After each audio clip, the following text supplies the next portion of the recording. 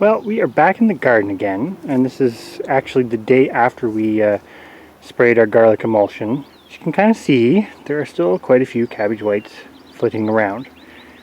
I guess, for lack of a better way to put it, this has encouraged some thought and research. Well, as I sit with some of our kale plants behind me here, where this conversation's going is we followed the recipe, and then I got thinking, as I often do, and started doing some research, which I would say is a huge tip that has nothing to do with cabbage whites, but just gardening in general. You can never stop learning. There's always more to learn. So you will, to be an excellent gardener, homesteader, etc., you're always going to learn. Specific to the cabbage whites, essentially the pest that we're, I say pest, the pest that we're most interested in trying to thwart here is the common name, cabbage white. It's actually an introduced species to North America, which apparently I found out came via Canada. So I guess you can blame Canada on that one. So one thing I will recommend, and in this particular instance, the cabbage white's a butterfly, so it's reasonably easy to get information on them. But you definitely want to get some resources to help you identify some of the garden pests, because depending on where you are, there could be a lot of similar looking things.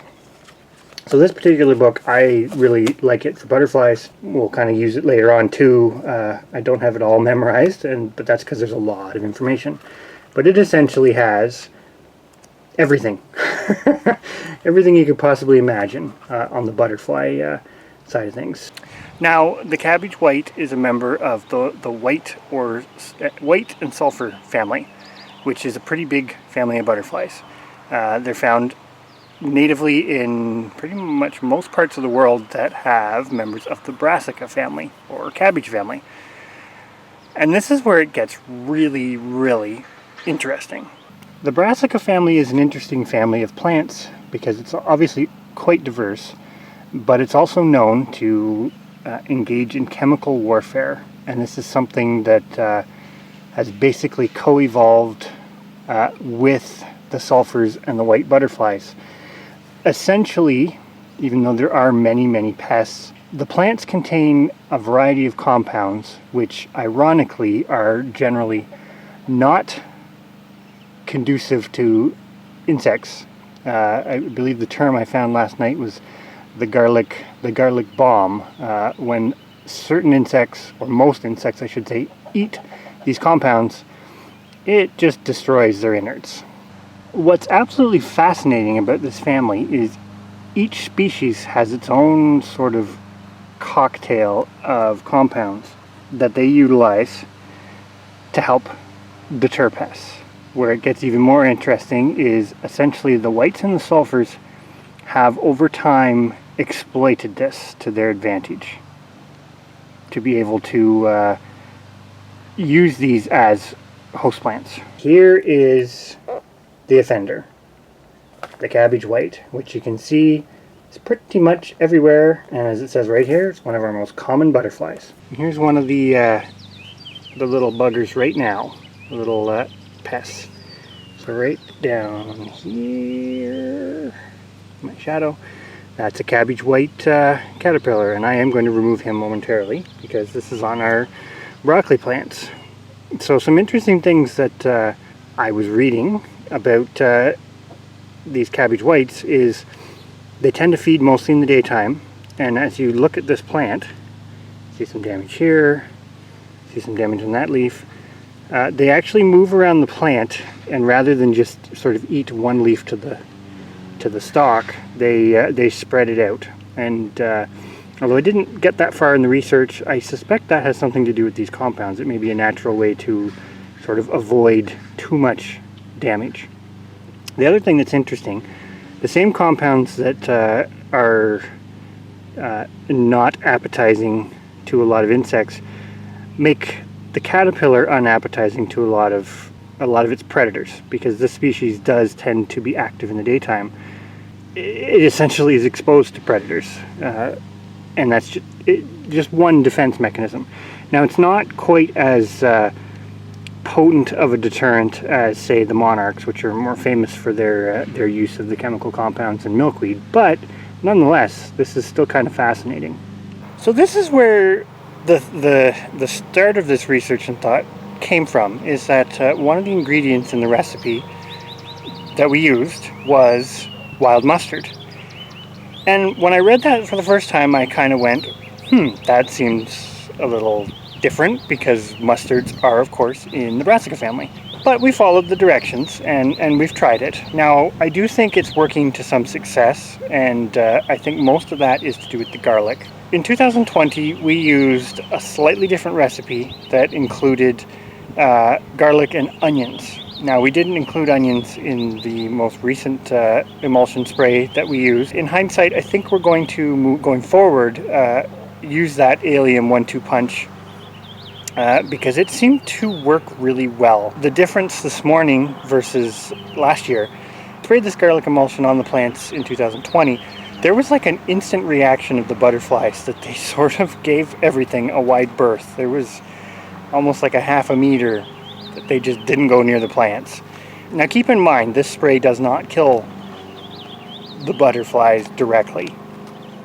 And that's where I'll go with my next point. So why would a spray, sort of homemade emulsion, that's intended for cabbage family butterflies include a members of the mustard family?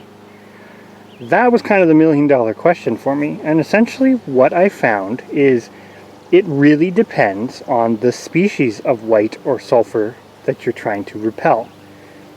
Going back to the natural chemicals that these brassicas produce, some species are not able, even though they may be closely related to other butterfly species in the white and sulfur family, some species are not able to process these chemicals, so they will feel the effects of the garlic bomb. So this is where it gets kind of interesting, because we have native members of the white and sulfur family, and we have native brassicas. And so one of these species that's sort of native to the eastern portion of North America is the West Virginia white. For all intents and purposes, a lot of these species look very similar, but they do have, of butterflies, but they do have differences. And one of the differences here is that the host plant for the West Virginia white is the native tooth cups, which there are several, which are a native brassica. Now, the West Virginia white and the tooth cup are generally speaking a forest species, but there's an introduced brassica, which is garlic mustard, which is quite common now, which is also a forest species and has a tendency to be a little bit on the invasive side. It essentially outcompetes, and I actually found out it also wages its own chemical warfare on other plants that may compete with it. Here's the interesting bit. The West Virginia white in particular is not able to consume the garlic mustard because of the slightly different mustard bomb chemicals in it, slight variations. So if you include the wild mustard in an emulsion spray for that species in particular, which I'm not necessarily advocating, because I know in our particular area it's actually considered a special concern. It's essentially declined because of the garlic mustard. But essentially you would be waging chemical warfare on that species, because if it consumes a plant with that emulsion on it, it's going to have issues digesting it and likely die. So now it suddenly makes perfect sense why that recommendation was included. And of course, this is where you really need to know what you're battling, why you're battling it, and where you are, because you will get regional variations like I've just explained that at face value you may not even know exist. And of course, the big one here, as I mentioned, the cabbage white, is an introduced species from Europe via Canada. So again, you can blame Canada on that one. Garlic mustard is also an introduced species from Europe. And essentially the cabbage white, although it's not the preferred host, can and does use garlic mustard as a host. There is also the mustard white, which is similar but not identical. You can see some differences there. And at the bottom is the species I was talking about, the West Virginia white, which is very different again, and essentially confined to the east. this is what I wonder on that particular recipe, if it may have been, it could have been older too, for all I know, because sometimes books have collections of old-time remedies, and an old-time remedy prior to the introduction or really widespread spread of cabbage whites from Europe could have worked amazingly for West Virginia whites, which may have been a big pest in the past. And this is where it gets even more interesting, in my opinion, because I continued to do some research, and what I was finding was that the cabbage white, in particular, and I'm not even going to extrapolate this to other butterflies in the group, because as I'm learning, there's a lot of little variations between them. But the cabbage white actually detects its host plants, i.e. the females looking to lay eggs, mostly by color or sight, which is really fascinating, because now as I'm looking around our garden, for example, my understanding, and I'm going to butcher this, is that they prefer a certain wavelength of green, usually a fairly bright green. And when you look at things like these broccoli plants behind me, essentially they're the perfect shade. They almost, like when you go back to looking at the caterpillar that was on those plants, they pretty much match each other.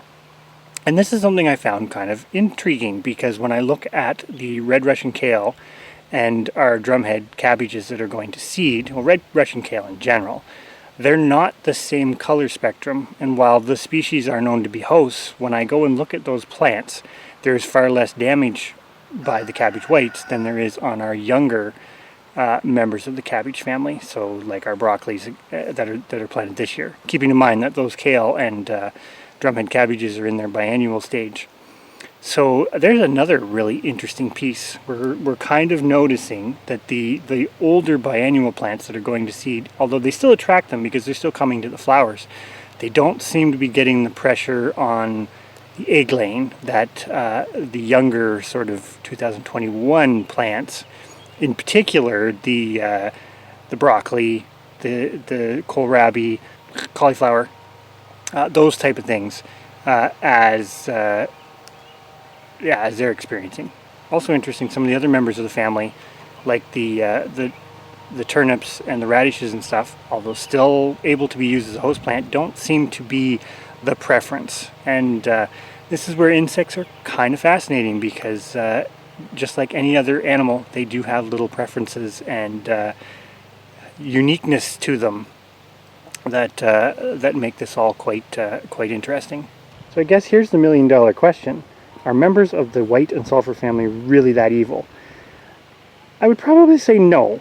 And the reason why I say that is they still provide a function as a pollinator, as is quite obvious behind us, where they're all over our adult plants. You kind of have this, I guess, symbiotic relationship, so to speak, keeping in mind that most of the members of the cabbage family that we grow as vegetables are not native to North America either. So you have this symbiotic relationship going on where the two organisms, the butterflies and the brassicas, are in this perpetual chemical warfare against one another. Unfortunately, in a garden setting, it makes it all too easy for the butterflies to find their preferred, and I kind of emphasize that, their preferred host. Because we tend to just have rows or clumps of these things just laying around, whereas in the wild they may have to go a bit further between individual plants. Apparently they can go up to 500 meters or more in search of host plants. And there's yet another thing that I also found in my research that was really fascinating. Apparently the butterflies, the cabbage whites, are actually able to do a little bit of a selection for plants that are healthier, i.e. some of the members of the brassica family, particularly a lot of the mustards, grow as pretty weedy roadside plants that, I'm going to put it this way, tend to bolt and go to seed quickly, more or less just to survive. In a garden setting, a lot of our brassicas, in particular the Brassica oleracea plants, like broccoli and some of the kales and cauliflower, they're usually pretty healthy, because for us to get the product that we want out of them, they have to be well fed, they have to be growing well, etc., well watered. So from the butterfly's perspective, that's just a smorgasbord waiting to be harvested. And I suppose in that perspective, can you really blame them? So moral of the story, I think we are going to go back to adding the onions to the mix. Mostly because the onions and garlic do have some sulfur compounds. This is going to sound kind of confusing because the sulfur butterflies, which are the yellow relatives of the cabbage whites that here aren't out yet, but they will be in the future. There's no connection there. They're just simply called sulfur butterflies because they're bright yellow. But these sulfur compounds that are in, say, garlic and onions do a similar number on cabbage whites and the members of these two families. We're going to go back to adding that because we noticed a bit of a stronger reaction, and even though I did mention that the cabbage whites essentially find their host plants visually, they do taste it / assess its chemical compounds before they actually lay eggs. And that's the one piece here. Even though we still have caterpillars and we still have cabbage whites around, the spray in essence isn't going to kill them unless we can find a member of the Brassica family that they can't tolerate, and I'm not sure what that would be except for maybe some of the native ones. What we're really doing is a deterrent. So by adding these chemical compounds from the garlics and the alliums, we are lessening the attractiveness. So when the female butterfly comes to the plant, she does a little taste test dance and then kind of makes a decision. Is it worth laying eggs or not? And what we really want to have happen is that she makes a decision that it is not worth it.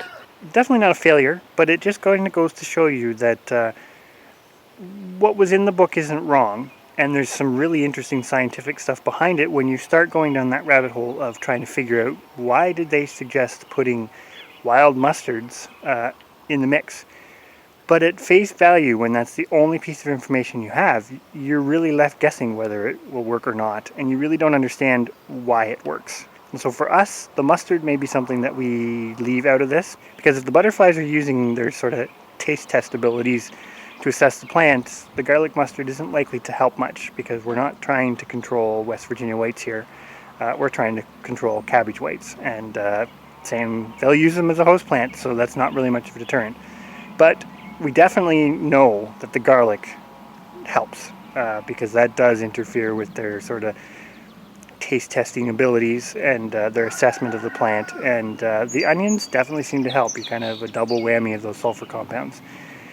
So on that note, we're going to leave this here. This is kind of more of a thought behind the theory of this whole operation / experiment, but I think it also goes to show you really want to know what it is that you're controlling and why, because this is a family of essentially species that use the Brassica family as host plants, and they're not all the same. They may look very similar, and some of them may look almost identical, but they do have very different life processes that allow them to exploit these little niches. And our introduced European visitor, the cabbage white, has an affinity for all of our introduced European vegetables from the Brassica family. So go figure. Don't hesitate to get yourself good resources on things for working around the garden, trying to identify insects and other various things. Hopefully you still give this a try. And I guess the piece here is you may want to tailor your emulsion to your local conditions. If you're trying to repel a certain pest, these are some things to think about.